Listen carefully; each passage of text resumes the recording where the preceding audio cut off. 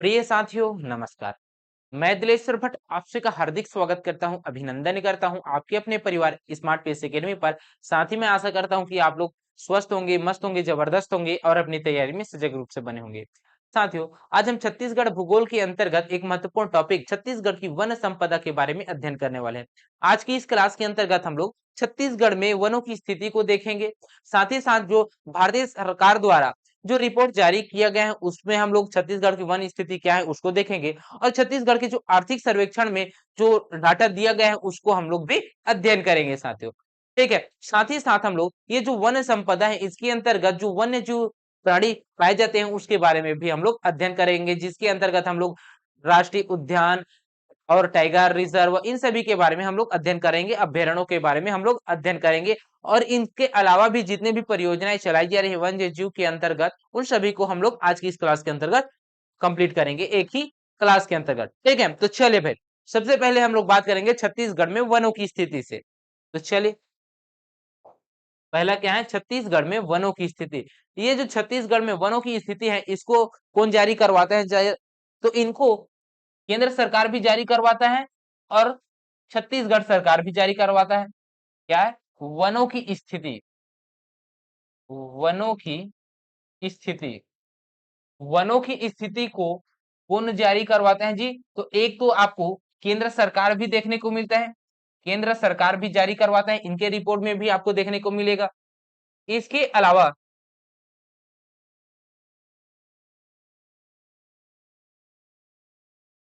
अलावा आपको राज्य सरकार, राज्य सरकार भी क्या किया जाता है? ये भी रिपोर्ट जारी करता है, इनके द्वारा भी वनों की स्थिति के बारे में भी बताया जाता है जी।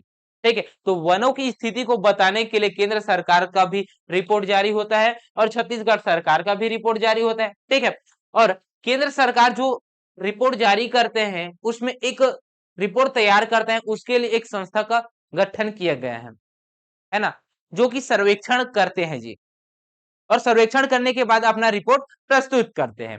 तो पहला सर्वेक्षण कब प्रस्तुत हुआ था? तो सबसे पहला सर्वेक्षण की अगर मैं बात करूं तो सबसे पहला सर्वेक्षण आपको देखने को मिलेगा 1887 में पहला सर्वेक्षण हुआ था।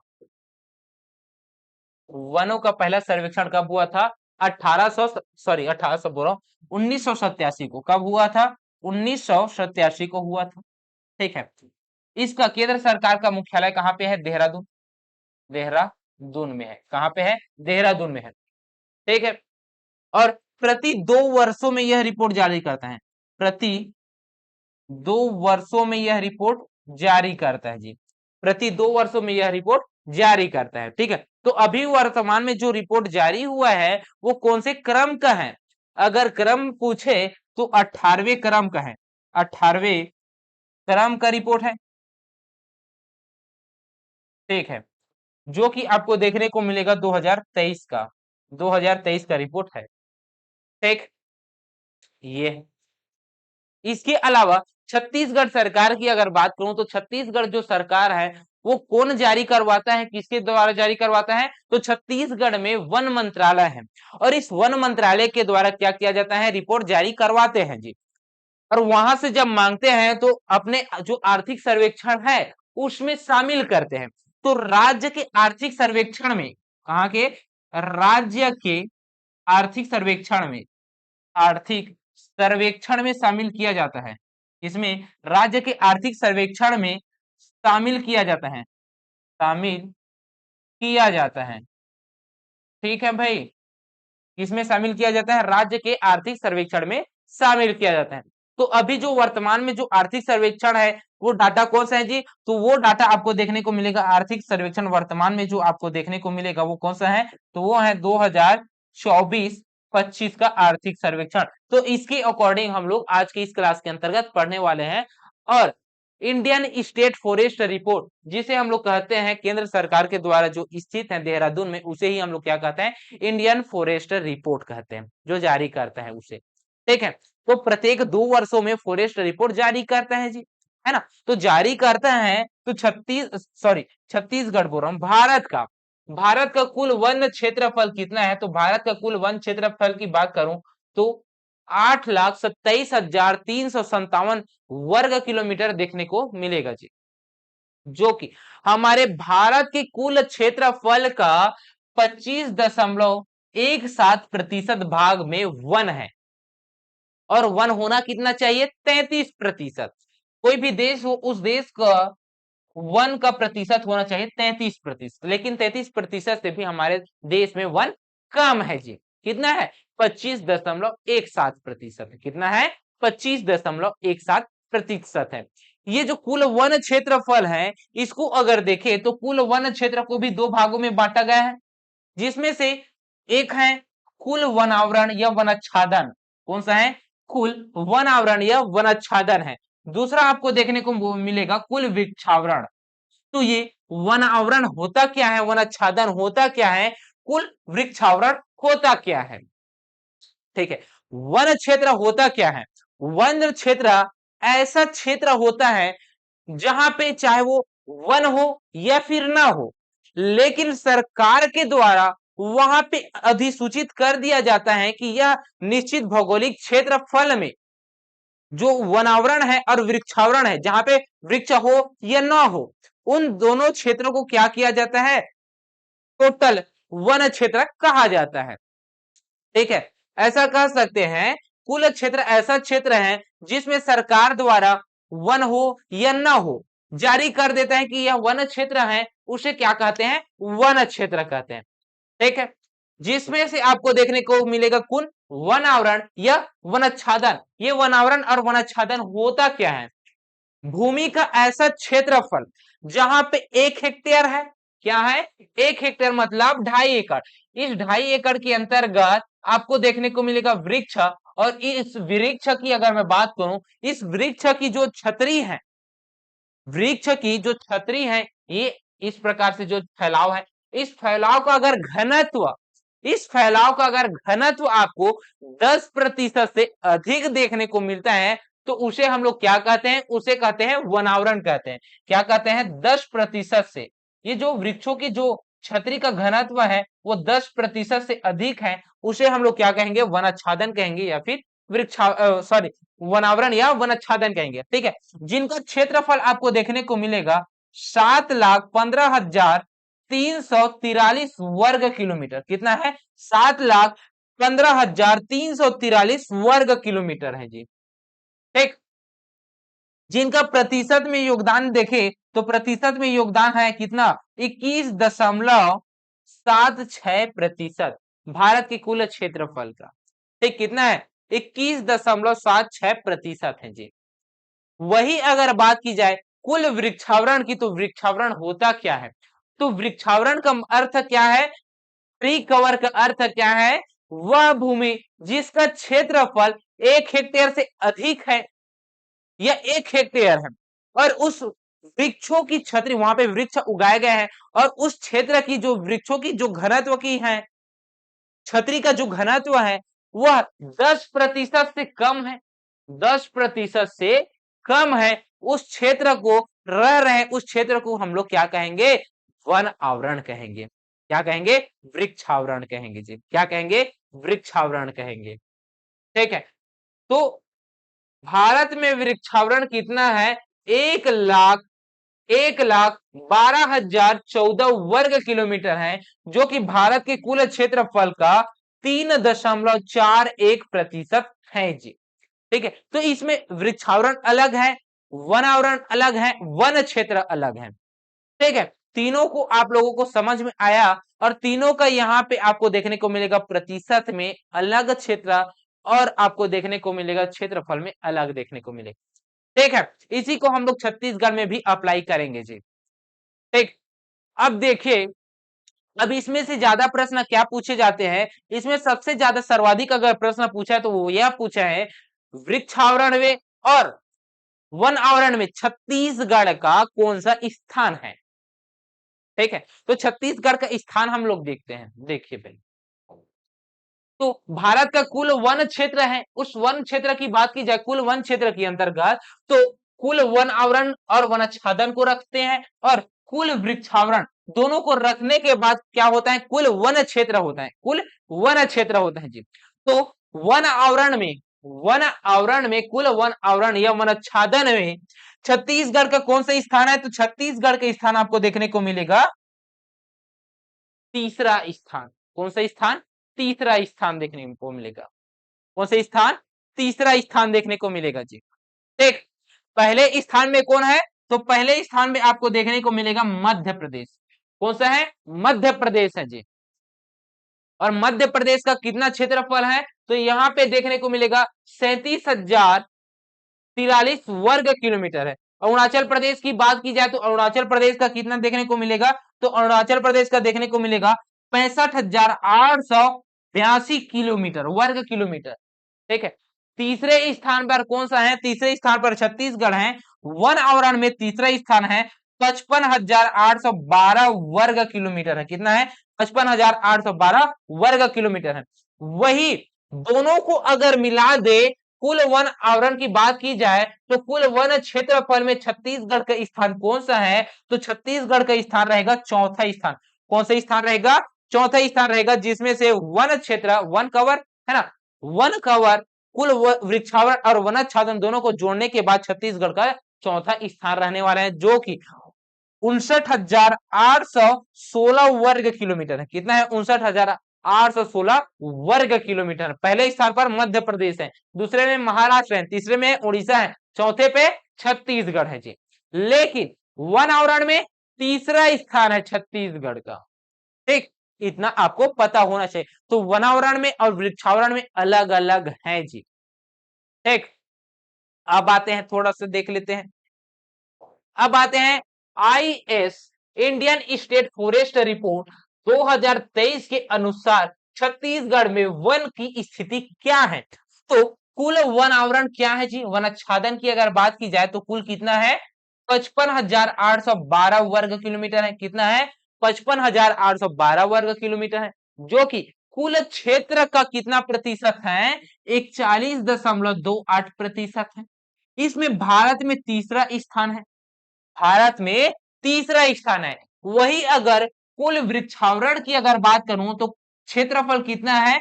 6,539 वर्ग किलोमीटर। कितना है? 6,539 वर्ग किलोमीटर है, जिसमें से कुल क्षेत्रफल की अगर देखें तो कुल क्षेत्रफल का 4.84% है। भारत में इसका स्थान कितना है? तो भारत में इसका स्थान देखने को मिल जाएगा 7वां स्थान। कौन सा स्थान? 7वां स्थान है। ठीक है, कुल वन क्षेत्रफल कितना है? 59,816 वर्ग किलोमीटर है, जिसमें से कुल वन क्षेत्रफल का कितना प्रतिशत है जी? तो यहाँ पे आपको देखने को मिलेगा 44.25% देखने को मिलेगा। कितना? 44.25% देखने को मिलेगा, जिसमें से भारत का स्थान कौन सा है? भारत में छत्तीसगढ़ का स्थान कौन सा है? चौथा स्थान है। कौन सा स्थान है? चौथा स्थान है जी। वृक्षावरण में भारत में छत्तीसगढ़ का स्थान 7वां, कुल वन क्षेत्रफल में भारत का स्थान चौथा, वन आवरण में छत्तीसगढ़ का स्थान भारत में तीसरा। ठीक, इतना आपको पता चल रहा है जी? जी हाँ, इतना तो हमें पता चल रहा है सर। अब आते हैं आगे और छत्तीसगढ़ का जो वन रिपोर्ट है उसको देखते हैं। इंडियन स्टेट फॉरेस्ट रिपोर्ट 2023 के अनुसार 28 जिलों के अनुसार देखेंगे जी, क्योंकि मोहला, मानपुर, अंबागढ़, चौकी ये तो बना ही नहीं था ना, तो 28 जिलों के अनुसार पे देख रहे हैं, है ना। तो क्षेत्र के आधार पर, क्षेत्रफल के आधार पर छत्तीसगढ़ का वन क्षेत्रफल कितना है? 55,812 वर्ग किलोमीटर है, जिसमें से सर्वाधिक वनावरण वाले जिले कौन से हैं? तो सर्वाधिक वनावरण वाला जिला है बीजापुर जिला, 7,092.77 वर्ग किलोमीटर है। कोरिया की स्थान दूसरा है, जिसमें से 4,108.04 वर्ग किलोमीटर है। कांकेर की बात की जाए तो कांकेर में 3,455.36 वर्ग किलोमीटर है। कोरबा का चौथा स्थान है, 3,396.31 वर्ग किलोमीटर है। न्यूनतम वनावरण वाले जिले की अगर मैं बात करूं तो न्यूनतम वनावरण वाला जिला आपको देखने को मिलेगा बेमेतरा जिला, जहां पे आपको 7.51 वर्ग किलोमीटर देखने को मिलेगा। दुर्ग जिले की बात की जाए तो दुर्ग जिला दूसरे स्थान पर है, 25.43 वर्ग किलोमीटर के अनुसार। ठीक है, रायपुर तीसरे स्थान पर है, 46.71 वर्ग किलोमीटर है। जांजगीर चांपा की बात की जाए तो यहाँ पे आपको देखने को मिलेगा 152.61 वर्ग किलोमीटर। ठीक, ये था क्या, प्रतिशत के आधार पर, क्षेत्रफल के आधार पर था। क्या था, क्षेत्रफल के आधार पर था। वही अगर प्रतिशत की अगर मैं बात करूं तो प्रतिशत में यहाँ पे देखने को मिलेगा, ठीक है, जिसमें से प्रतिशत में उलटफेर भी देखने को मिलेगा। प्रतिशत में बीजापुर पहले ही रहेगा पहला, दूसरे स्थान पर आ जाएगा नारायणपुर, तीसरे में कोरिया चला जाएगा, कोरबा खत्म हो जाएगा, इसके अनुसार पे आ जाएगा सुकमा, इसके स्थान पर आ जाएगा सुकमा, कांकेर भी चला जाएगा जी। तो चलिए देखते हैं प्रतिशत के अनुसार। तो प्रतिशत के अनुसार पे छत्तीसगढ़ के 28 जिलों के अनुसार में वनावरण में प्रतिशत के आधार पर कितना है, 41.28%। जिसमें अगर देखें तो सर्वाधिक वनावरण वाले प्रतिशत वाले जिले कौन से हैं, सर्वाधिक वनावरण प्रतिशत वाले जिले कौन से हैं, तो वो है बीजापुर जिला। कुल कुल भौगोलिक क्षेत्रफल का 83.16% में वन क्षेत्रफल है। नारायणपुर जिला की बात की जाए तो नारायणपुर जिला के कुल भौगोलिक क्षेत्रफल में 63.38% में क्या है, वन है। ठीक है, कोरिया जिले की बात की जाए तो कोरिया जिले में 62.20% क्या है, वन है जी। इसके अलावा सुकमा जिले की बात की जाए तो सुकमा जिले में वनावरण की स्थिति आपको देखने को मिलेगा कितने प्रतिशत, तो 59.3435% देखने को मिलेगा जी।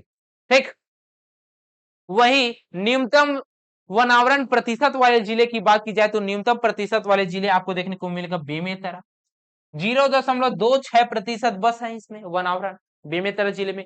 इसके अलावा दुर्ग जिले की बात करूं तो दुर्ग जिले के अंतर्गत आपको देखने को मिलेगा 1.11%। रायपुर की बात की जाए तो रायपुर के अंतर्गत 1.61% देखने को मिलेगा। इसके अलावा जांजगीर चांपा की अगर मैं बात करूं तो जांजगीर चांपा में 3.96% देखने को मिलेगा वनावरण। ठीक, ये है 28 जिलों के आधार पर वनावरण की स्थिति। इसके अलावा और क्या पूछ सकता है, इसके अलावा यह पूछ सकता है छत्तीसगढ़ के जो वन वन जलवायु विभाग है, परिवर्तन विभाग है, उसके अनुसार एक परिवर्तन जारी किया गया था, प्रतिवेदन जारी किया गया था जो कि 2024-25 का है। तो उनके आधार पर हम लोग क्या देख सकते हैं, तो उनके आधार पर हम लोग वनों का वर्गीकरण देख सकते हैं जी। क्यों, क्योंकि ये जो वन है इनका भी वर्गीकरण किया गया है, जिसमें से आप लोगों को देखने को मिलेगा प्रशासन या प्रबंधन के आधार पर छत्तीसगढ़ का वर्गीकरण वनों का, उसके आधार पर प्रजातीय वर्गीकरण किया जाता है ना। उसमें अगर देखें तो इसमें वर्गीकरण के आधार पर उनका क्षेत्रफल क्या है, प्रतिशत उनका क्या है, ये प्रश्न पूछता है। जिसमें से सर्वाधिक आरक्षित वन कौन सा है, संरक्षित वन का प्रतिशत में योगदान कितना है, उनका क्षेत्रफल कितना है, अवर्गीकृत का उनका योगदान कितना है क्षेत्रफल में, ये प्रश्न पूछे जाएंगे। वही पूछे जाएगा ऐसा कौन सा वन है जिसका सर्वाधिक विस्तार आपको देखने को मिलेगा छत्तीसगढ़ में, मिश्रित वन, साल वन, सैगोन वन, किसका देखने को मिलेगा, इसके आधार पर रहेगा। तो ये हमें देखने को मिलेगा। तो वनों का अगर वर्गीकरण की अगर मैं बात करूं तो वर्गीकरण आपको देखने को मिलेगा, एक तो आपको देखने को मिलेगा आरक्षित वन, दूसरा है संरक्षित वन, तीसरा है अवर्गीकृत वन। प्रशासन प्रबंधन के आधार पर 3 भागों में वर्गीकृत किया गया है, जिसमें से आरक्षित वन है, संरक्षित वन है और अवर्गीकृत वन है। आरक्षित वन की बात की जाए तो आरक्षित वन के अंतर्गत आपको देखने को मिलेगा 25,918, कितना है, 25,918 वर्ग किलोमीटर है, जिनका क्षेत्रफल आपको देखने को मिलेगा प्रतिशत में 43.32%, कितना, 43.32% देखने को मिलेगा जी। वही बात की जाए संरक्षित वन की तो संरक्षित वन का आपको प्रतिशत में योगदान देखने को मिलेगा 40.18%। इनका कुल क्षेत्रफल है कितना, तो 24,036 वर्ग किलोमीटर है।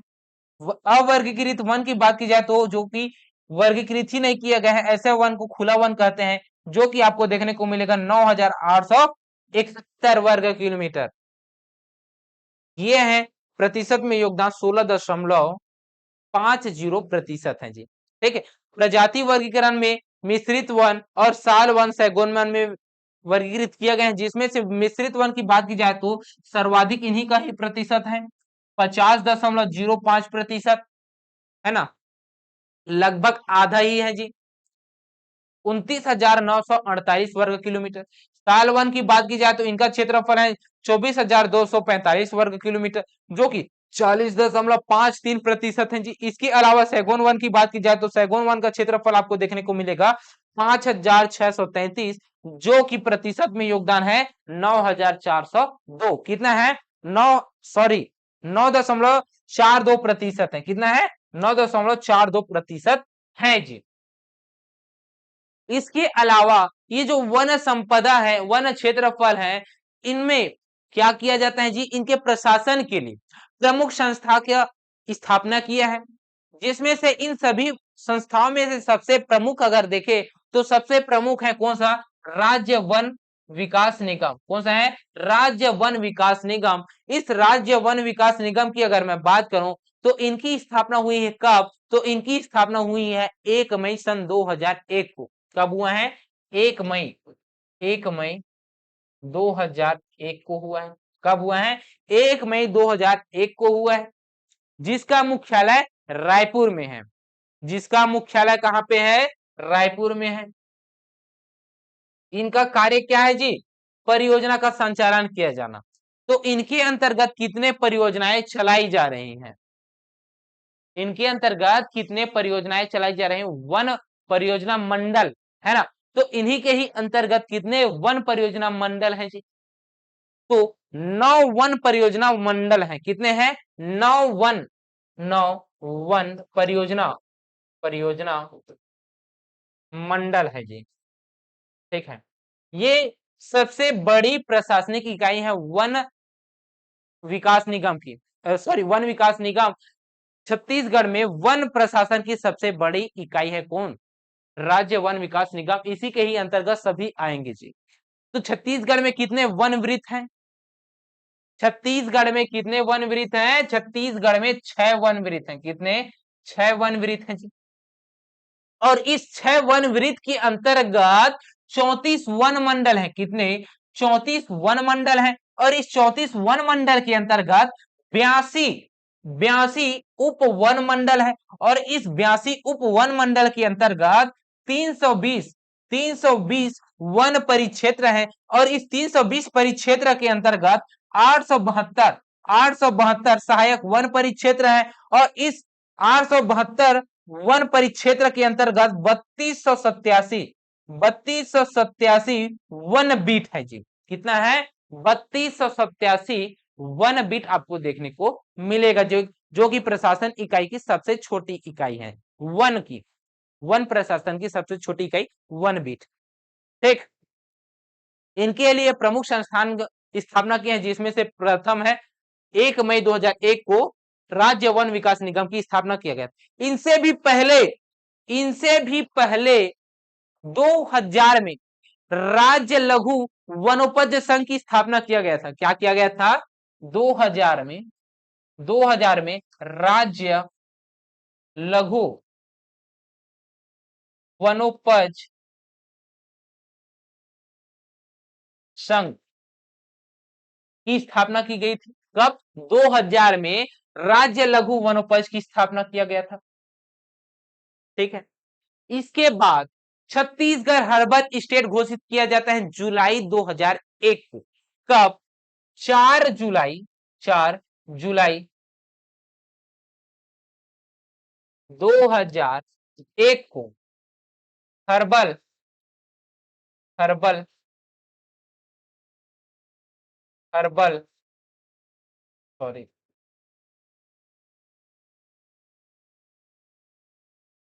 हर्बल 4 जुलाई 2001 को हर्बल स्टेट, किसे? हर्बल स्टेट की घोषणा की गई है।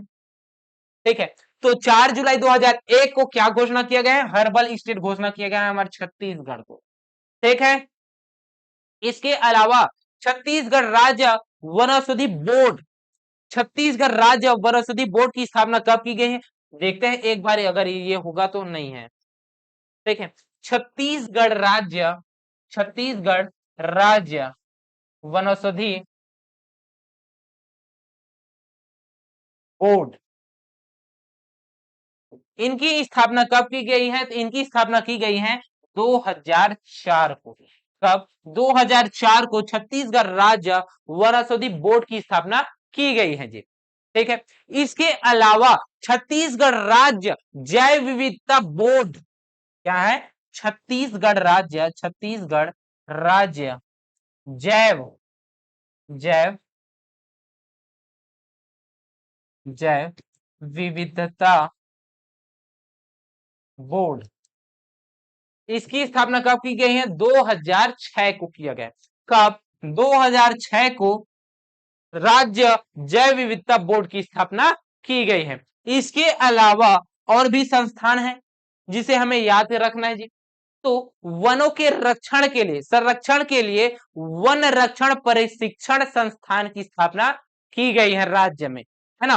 तो वन रक्षक वन रक्षक शिक्षण शिक्षण संस्थान, इनकी स्थापना 3 जगहों में की गई है।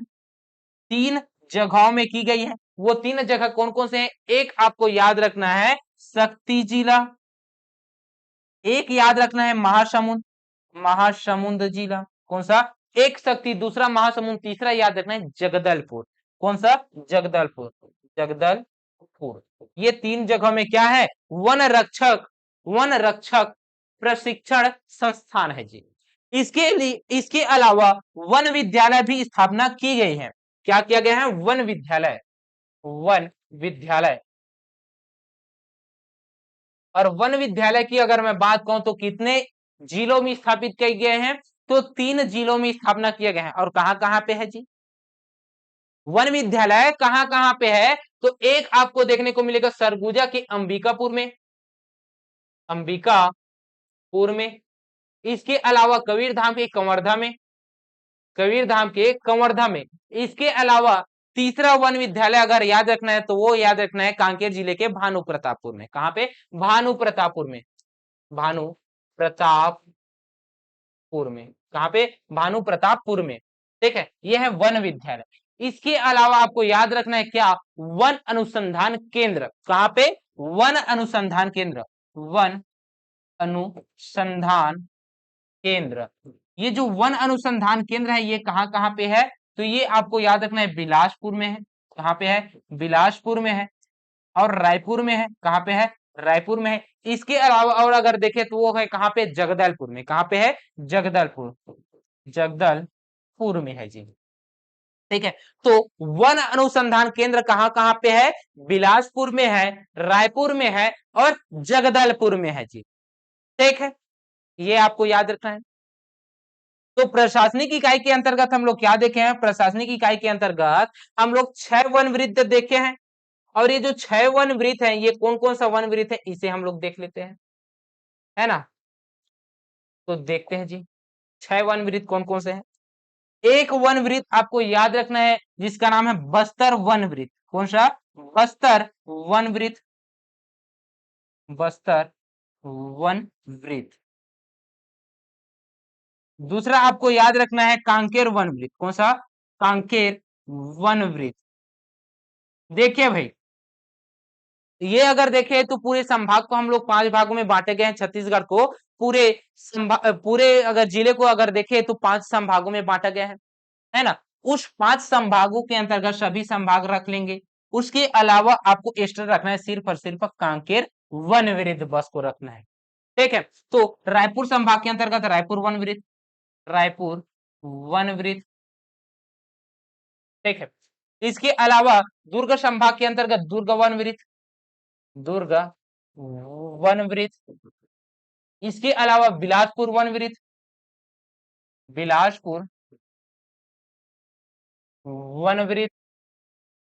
इसके अलावा सरगुजा वन वृत्त। ये याद रखना है जी। तो ये 6 वन वृत्त हैं। कौन सा? बस्तर वन वृत्त, कांकेर वन वृत्त, दुर्ग वन वृत्त, रायपुर वन वृत्त, बिलासपुर वन वृत्त और सरगुजा वन वृत्त। इसमें और किस प्रकार का प्रश्न पूछेगा? इसमें पूछेगा छत्तीसगढ़ का सबसे बड़ा वन वृत्त कौन सा है। तो छत्तीसगढ़ का सबसे बड़ा वन वृत्त कौन सा है? तो छत्तीसगढ़ का सबसे बड़ा वन वृत्त है वो है बिलासपुर वन वृत्त। छत्तीसगढ़ का सबसे सबसे बड़ा वन वृत्त कौन सा है? तो सबसे बड़ा वन वृत्त है बिलासपुर वन वृत्त। और छोटा वन वृत्त पूछे तो छोटा वन वृत्त कौन सा है? तो छत्तीसगढ़ का छोटा छोटा वन वृत्त कौन सा है? तो छत्तीसगढ़ का छोटा वन वृत्त है दुर्ग वन वृत्त। ठीक है, इतना आपको याद रखना है वन वृत्त से अंतर्गत। ठीक है जी, ये है। जी हाँ सर, बिल्कुल इतना ही हमें याद रखना है। अब आते हैं यहाँ पे प्रशासनिक इकाइयां सभी खत्म हो गई हैं वन संपदा के अंतर्गत। अब हम देखते हैं कि इसमें वन्य जीव की ओर बढ़ते हैं। और वन्य जीव की अगर मैं बात करूं तो वन्य जीव के अंतर्गत आपको बहुत सारे संरक्षित क्षेत्र देखने को मिलता है, जिसके अंतर्गत देखें तो इसके अंतर्गत राष्ट्रीय उद्यान 3 देखने को मिलेगा हमारे छत्तीसगढ़ में। टाइगर रिजर्व 4 हो गए हैं। वन्य जीव अभ्यारण्य की बात की जाए तो 11 वन्य जीव अभ्यारण्य है। बायोस्फीयर रिजर्व की बात की जाए तो ये 1 है अचानक मार्ग। हाथी रिजर्व आपको देखने को मिलेगा लेमरू वन, सरगुजा वाला भी देखने को मिलेगा।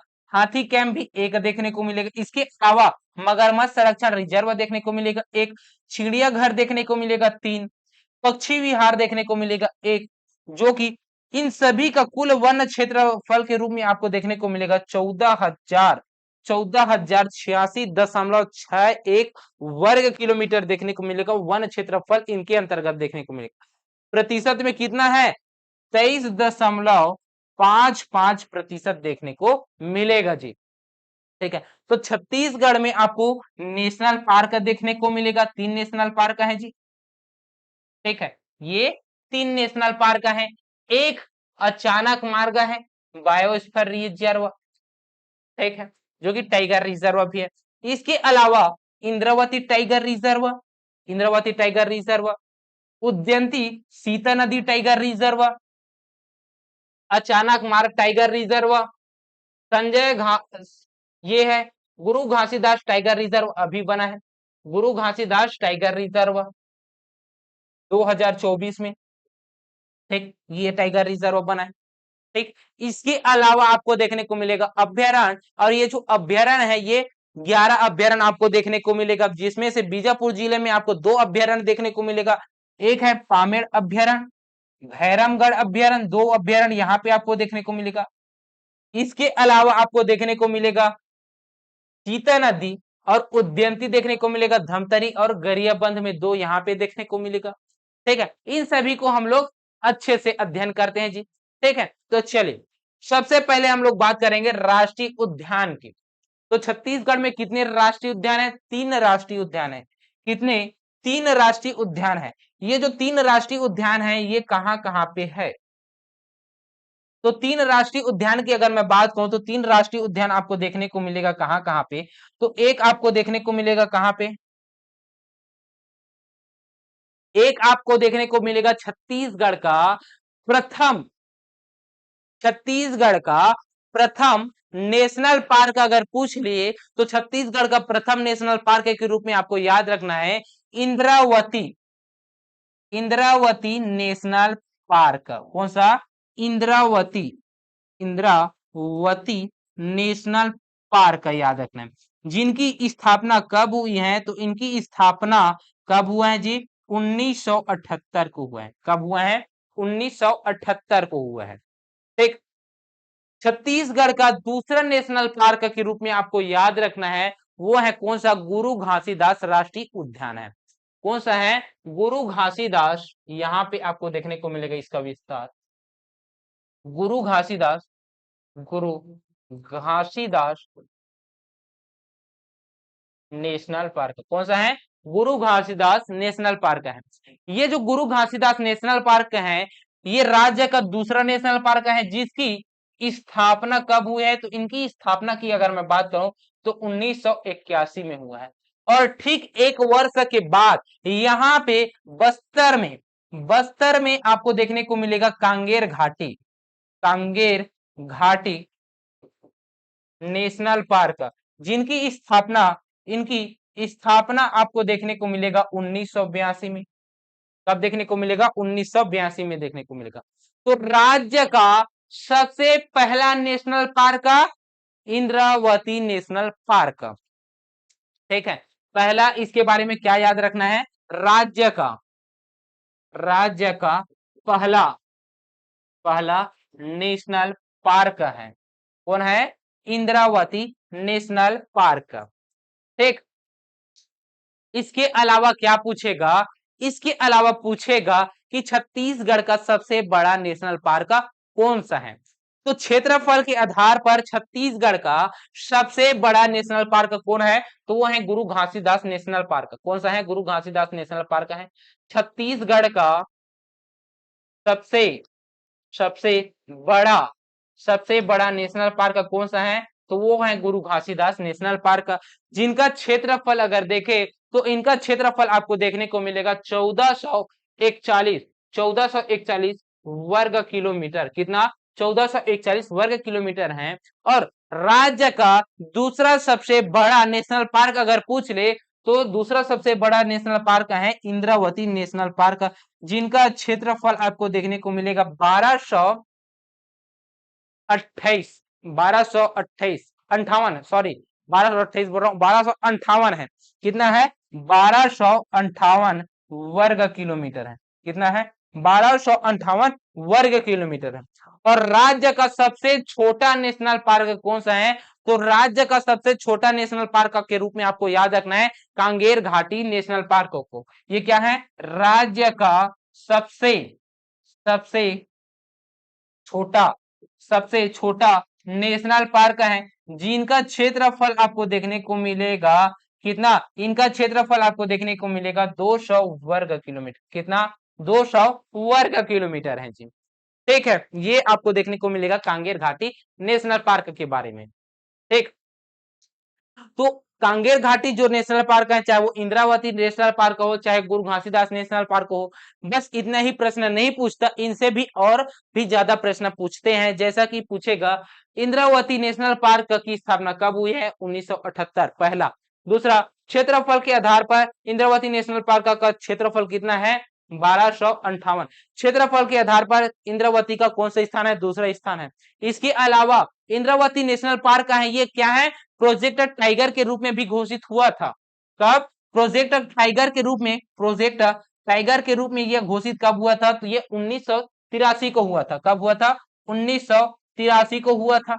इसके अलावा यह टाइगर रिजर्व भी है। क्या है? टाइगर रिजर्व है। टाइगर रिजर्व कब घोषित हुआ था? तो ये 2009 को। कब? 2009 में यह टाइगर रिजर्व घोषित हुआ था जी। ठीक है, ये आपको देखने को मिलेगा। ठीक। इसके अलावा और क्या पूछेगा? इनका विस्तार पूछेगा।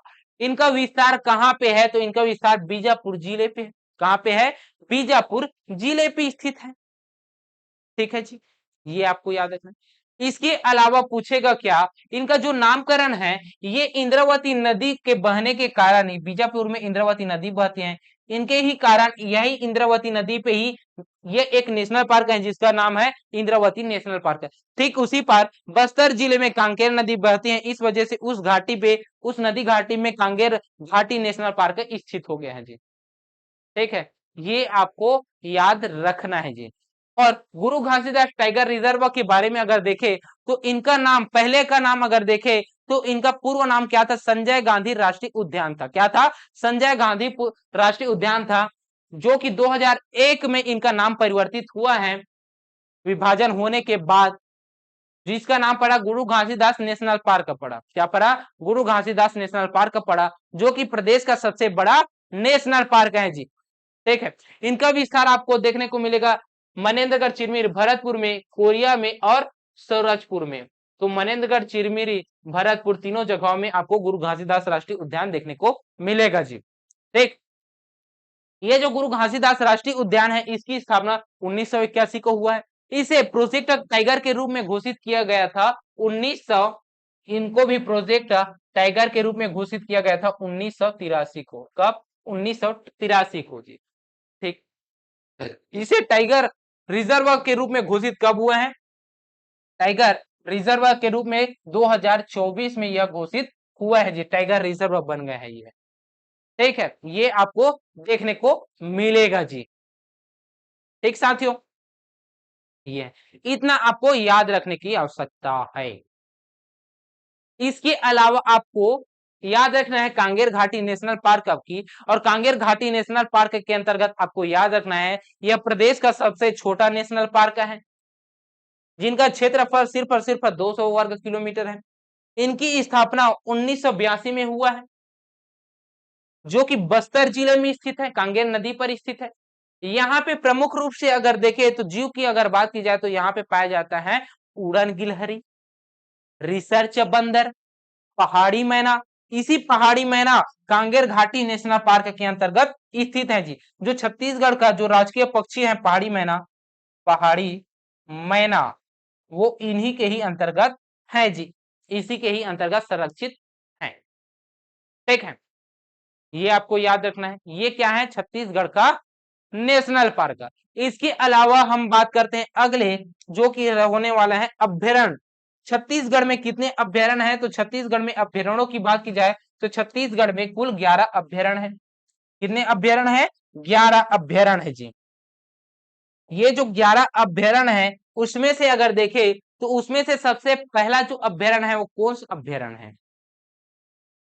राज्य का प्रथम अभ्यारण्य कौन सा है?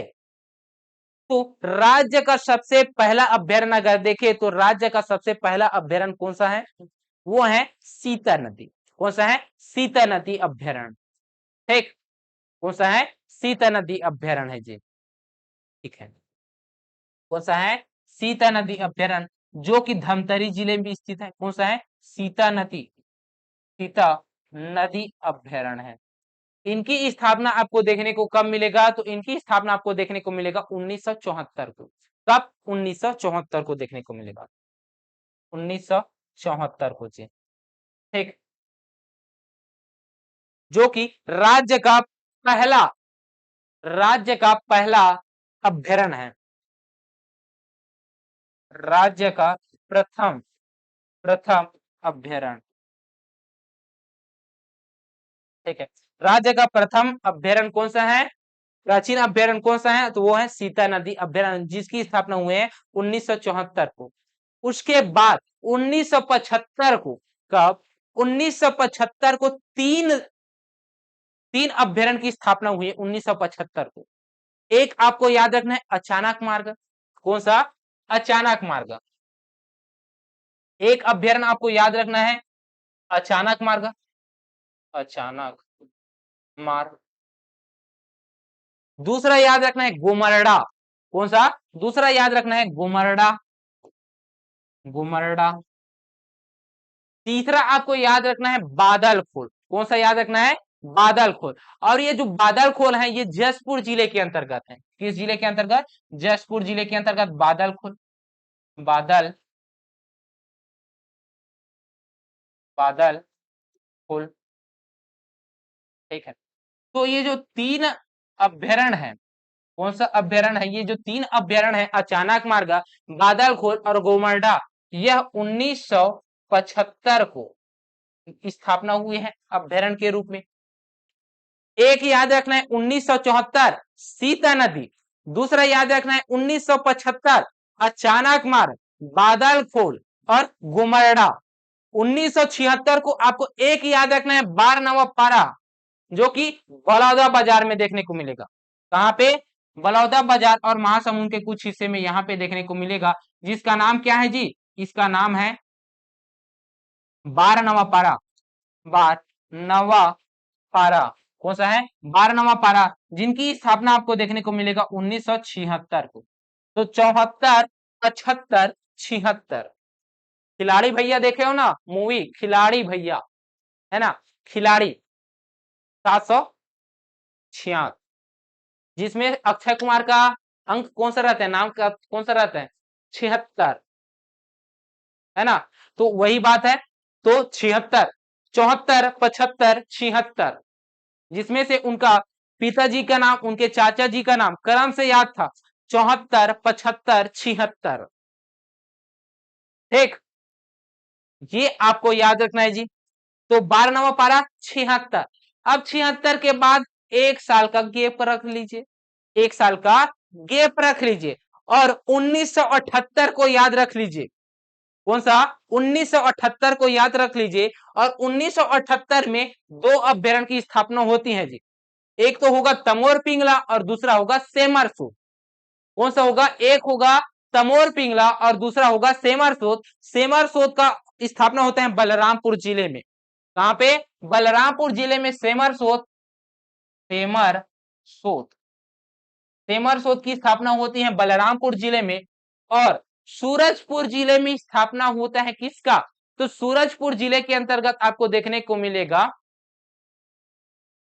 तमोर पिंगला। कौन सा? तमोर पिंगला जी। ठीक है, कहां पे? सूरजपुर जिले पे जी।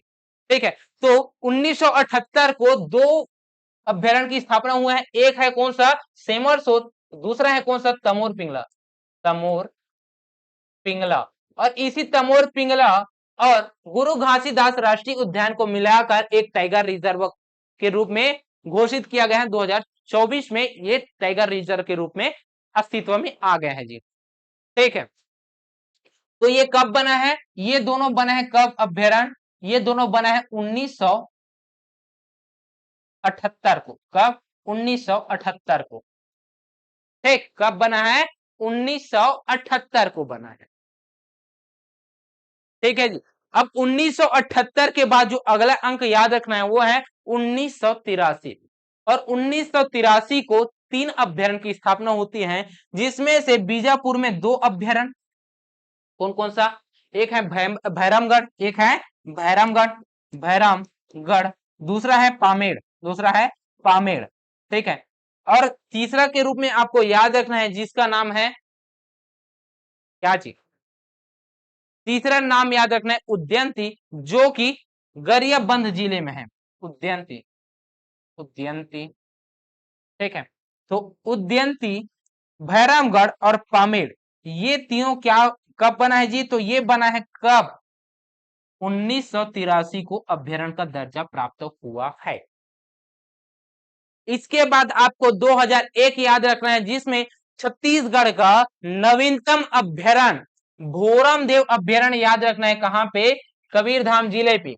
छत्तीसगढ़ का नवीनतम अभ्यारण्य वो है भोरम देव अभ्यारण्य, जो की स्थापना हुआ है 2001 को।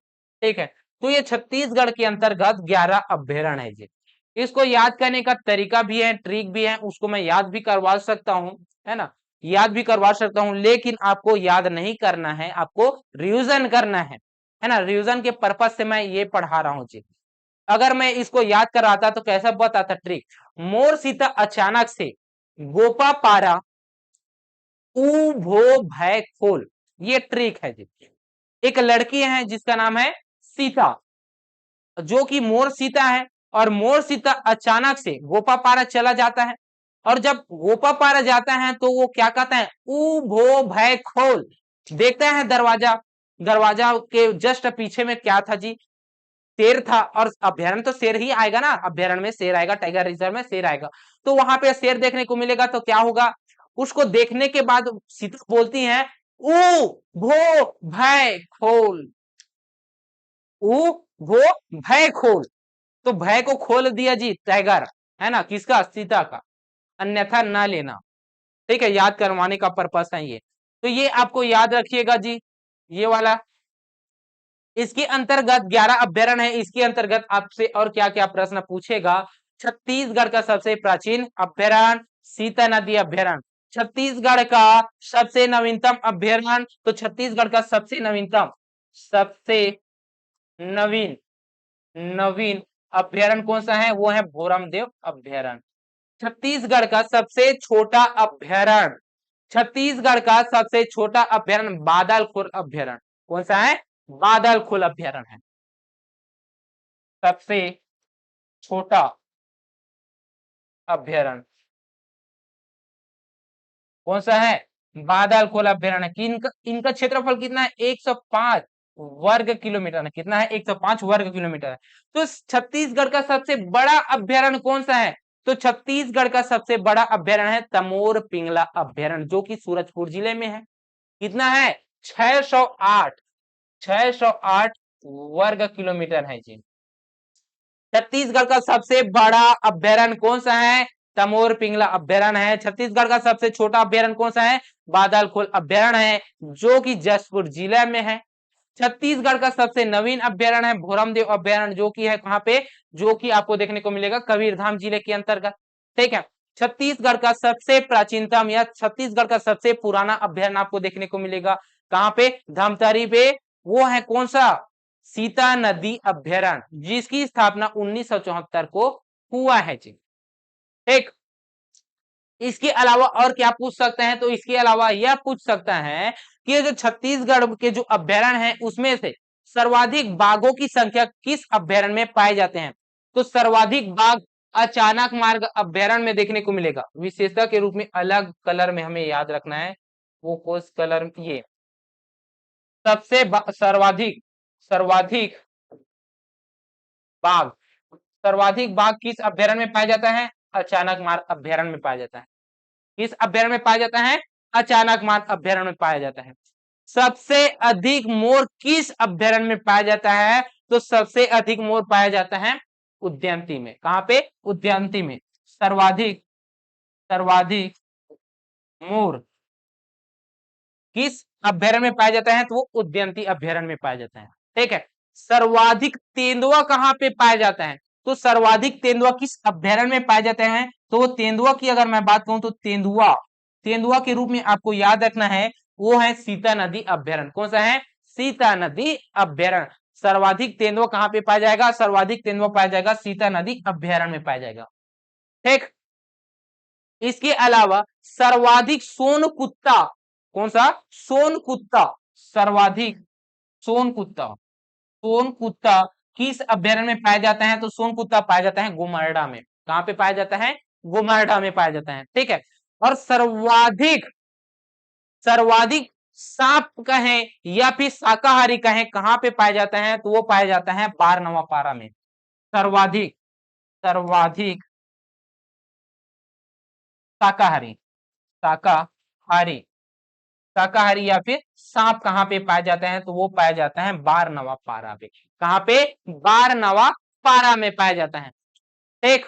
ये आपको पता हो गया जी। इतना बस आपको याद रखना है। एक और याद रखना है जो कि आप लोगों को बताना है, माउस डियर किस अभ्यारण्य में देखा गया था? माउस डियर किस अभ्यारण्य में देखा गया था? ये कमेंट बॉक्स में आपके लिए खाली है जी, इसको आपको बताना है। ठीक। ये अभ्यारण्य के अंतर्गत इतना सारा याद रखना है। ठीक। अब आगे बढ़ते हैं। अब आगे हमें देखने को मिलेगा क्या? अब आगे हमें देखने को मिलेगा प्रोजेक्ट टाइगर। क्या देखने को मिलेगा? Project tiger. प्रोजेक्ट टाइगर व tiger reserve. Tiger reserve. Project tiger की बात करूं तो छत्तीसगढ़ में ऐसे कितने प्रोजेक्ट टाइगर हैं? ऐसा पूछूं तो आपको याद रखना है 3 प्रोजेक्ट टाइगर हैं। कितना? 3 प्रोजेक्ट टाइगर हैं, जिनका नाम क्या है? एक है नाम। ठीक है। नाम हो गया। दूसरा होगा टाइगर। टाइगर प्रोजेक्ट टाइगर करते हैं। Project tiger. और यहां पे रखते हैं टाइगर रिजर्व। Tiger reserve. ठीक है जी। जिसमें से नाम की अगर मैं बात कहूं तो नाम के अंतर्गत आपको क्या याद रखना है? तो नाम के अंतर्गत आपको याद रखना है क्या? एक नाम याद रखना है जिसका नाम है इंद्रावती। इंद्रावती। क्या नाम है? इंद्रावती। ये जो इंद्रावती है, ये कब इंद्रावती नेशनल पार्क ये कब बना है प्रोजेक्ट टाइगर? तो ये 1983 में 1983 में प्रोजेक्ट टाइगर बना। और प्रोजेक्ट टाइगर बना कब? 1983 में। उसके बाद उदयंती उदयंती प्लस सीता नदी को दोनों को मिलाकर एक प्रोजेक्ट टाइगर बनाया गया, जो कि कब बनाया गया? 2006 में। इसके बाद जो अगला बनाया गया है प्रोजेक्ट टाइगर, वो कब बनाया गया है? 2006 में भी। कौन सा है? अचानक मार्ग। अचानक मार्ग। ये भी 2006 में 2006 में इसे भी प्रोजेक्ट टाइगर के रूप में बनाया गया था। और ये जो प्रोजेक्ट टाइगर है इसे टाइगर रिजर्व के रूप में 2009 में, कब? 2009 में इसे क्या कर दिया गया है? टाइगर रिजर्व का दर्जा दे दिया गया। कब? 2009 में। कब? 2009 में। 2009 में। इसके बाद जो अगला टाइगर रिजर्व घोषणा किया गया है और बन गए हैं देश का 56वां टाइगर रिजर्व के रूप में बन गए हैं, जो कि है गुरु घासीदास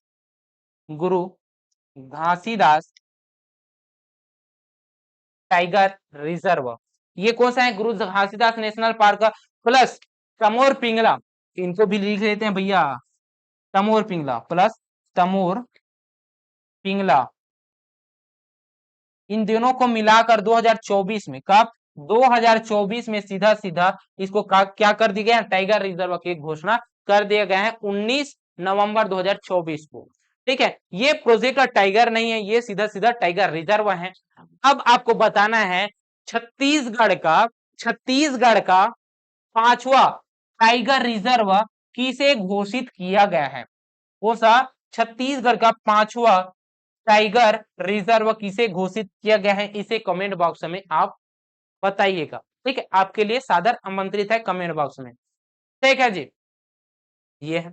चलिए आगे बढ़ते हैं। तो फिर प्रोजेक्ट टाइगर हो गया, टाइगर रिजर्व हो गया। अब आगे बढ़ते हैं हम लोग कौन सा? Biosphere reserve. और छत्तीसगढ़ का एकमात्र बायो रिजर्व कौन सा है? वो है अचानक मार्ग। अचानक मार्ग बायोस्फीयर रिजर्व। बायोस्फीयर रिजर्व, ये अचानक मार्ग बायोस्फीयर रिजर्व की अगर मैं बात करूं तो ये कहाँ पे है जी? ये है मुंगेली में। कहाँ पे है? मुंगेली जिला में है। देश में देश में इसका क्रम कौन सा है? तो देश में इसका क्रम है 14वां क्रम। कौन से क्रम का है? 14वें क्रम का है जी। ठीक है, ये जो बायोस्फीयर है, ये जो अचानक मार्ग बायोस्फीयर रिजर्व है, इनका क्षेत्रफल कितना है? तो 2610 किलोमीटर है। कितना है क्षेत्रफल की अगर मैं देखूं तो क्षेत्रफल आपको देखने को मिलेगा 2610 वर्ग किलोमीटर है।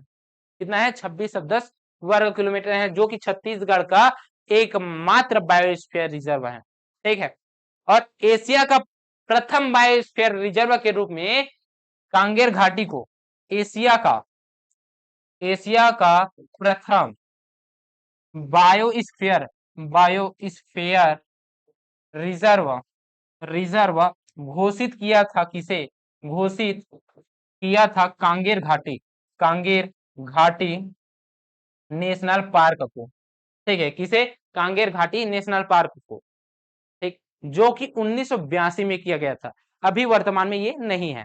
अभी कौन सा है? अचानक मार्ग बायोस्फीयर रिजर्व है। कौन सा है? अचानक मार्ग बायोस्फीयर रिजर्व है, जिनकी स्थापना आपको देखने को मिलेगा 2005 में। इनकी स्थापना किया गया है 2005 में किया गया है जी। ठीक, ये है। इसके अलावा अगर देखें तो इनके अलावा हमें देखने को मिलेगा और क्या?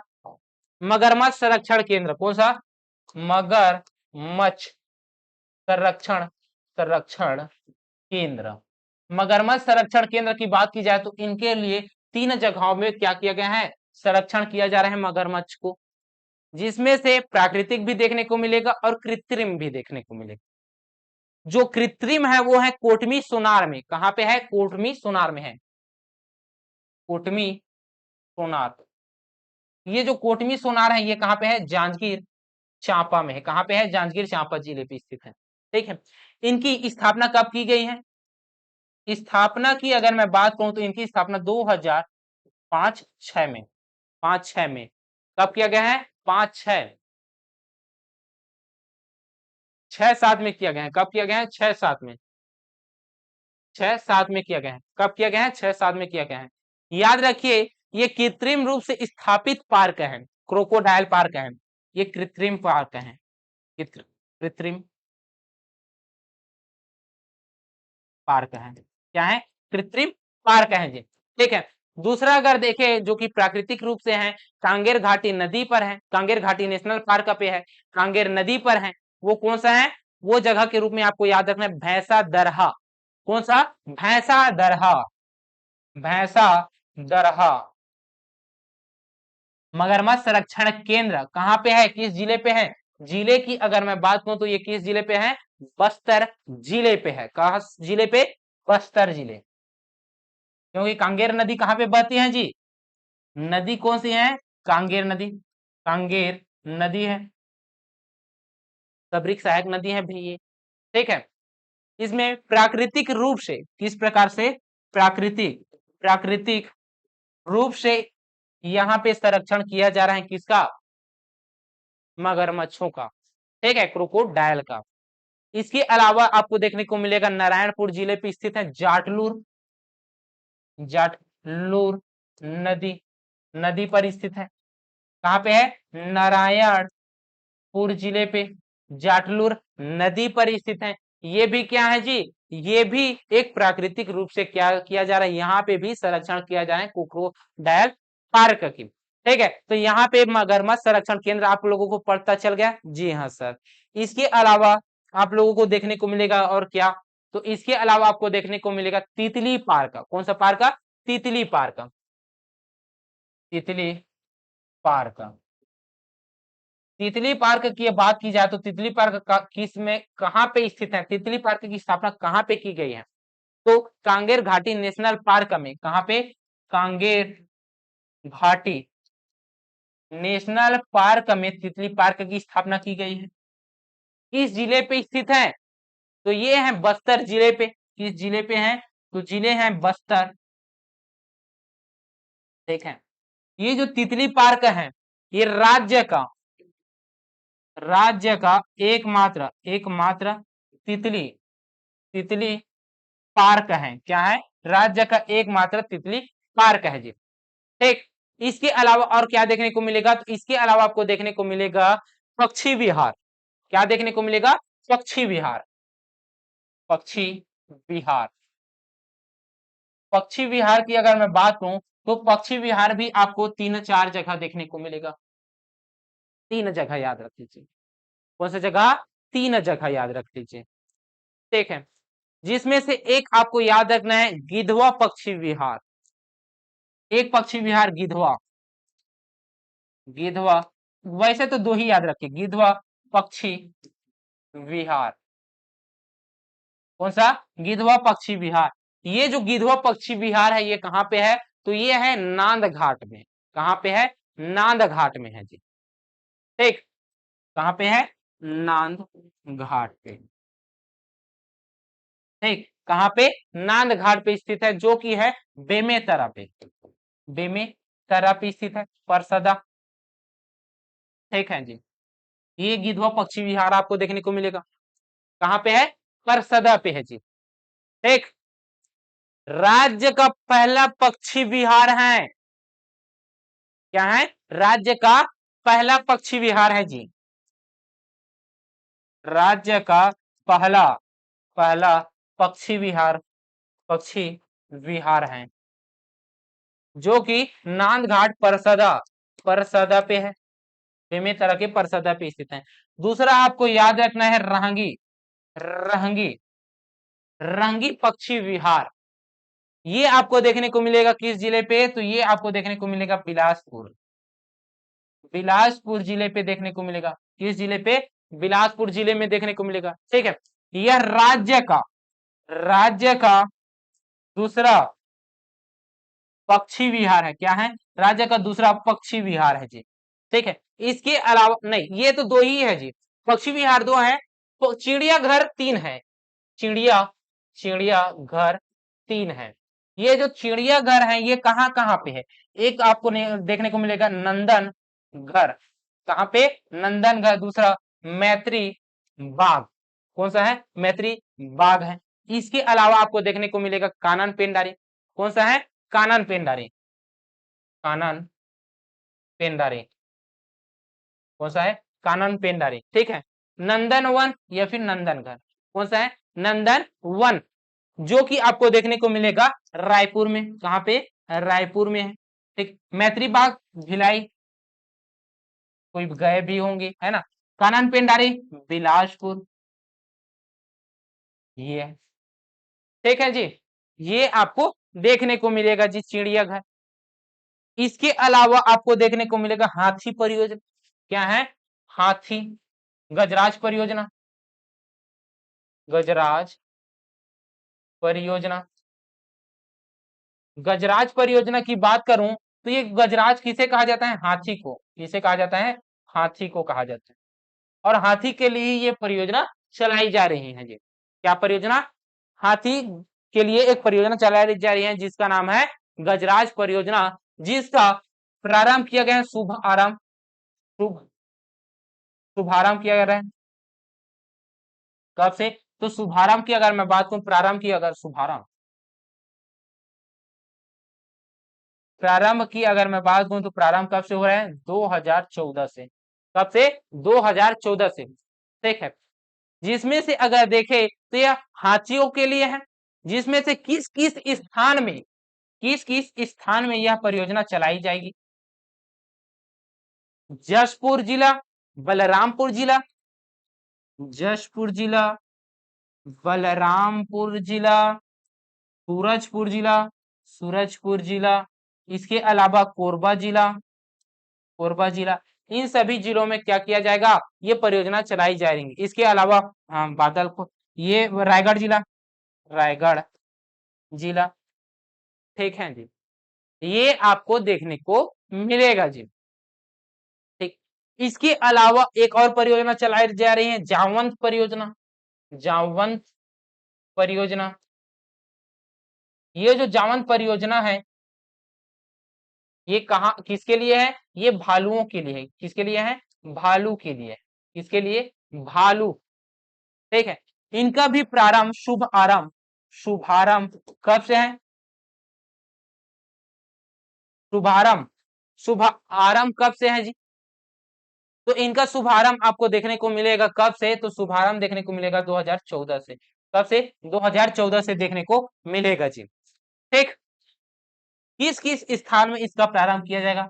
स्थान क्या क्या है? तो इनका स्थान देखने को मिलेगा, जावंत है, भालू है। तो भालू कहाँ कहाँ पे? मरवाही, मरवाही, कटघोरा, कटघोरा, मरवाही कटघोरा हो गया, मनेन्द्रगढ़ हो गया। यहाँ पे जामवंत परियोजना चलाई जा रही है। कौन सा है? मनेन्द्रगढ़। मनेन्द्रगढ़ हो गया। इसके अलावा एक और याद रख लीजिए, स्नेक पार्क। स्नेक पार्क मतलब सांप का पार्क है जी। ठीक। ये जो स्नेक पार्क है, ये कहाँ पे किया जा रहा है? फरसाबहार, तपकरा में। कहाँ पे? तपकरा में किया जा रहा है।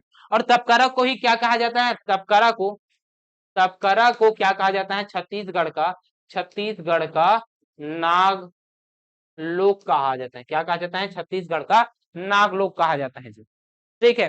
तो छत्तीसगढ़ के वन संपदा कंप्लीट हो गया। इसके साथ साथ वन जीव भी हो गया कंप्लीट। ठीक है, जो कि कम समय में हुआ है, क्योंकि टाइप हो गया था, इस वजह से कम समय में हुआ है। तो ऐसा ही करूंगा मैं, थोड़ा सा टाइपिंग रहेगा और कुछ लिखूंगा, है ना, ताकि आप लोगों का जल्दी कवर हो जाए जी। ठीक है। तो चलिए, आपको यह क्लास कैसे लगा कमेंट करके बताएंगे। अगर आपको यह क्लास पसंद आया होगा तो वीडियो को लाइक कीजिएगा। हमारे चैनल में नए आए होंगे तो चैनल को सब्सक्राइब कीजिएगा और बेल आइकन को भी प्रेस कीजिएगा जी। ठीक है। तो चलिए मिलते हैं नेक्स्ट क्लास में, तब तक के लिए जय हिंद, जय भारत, जय छत्तीसगढ़।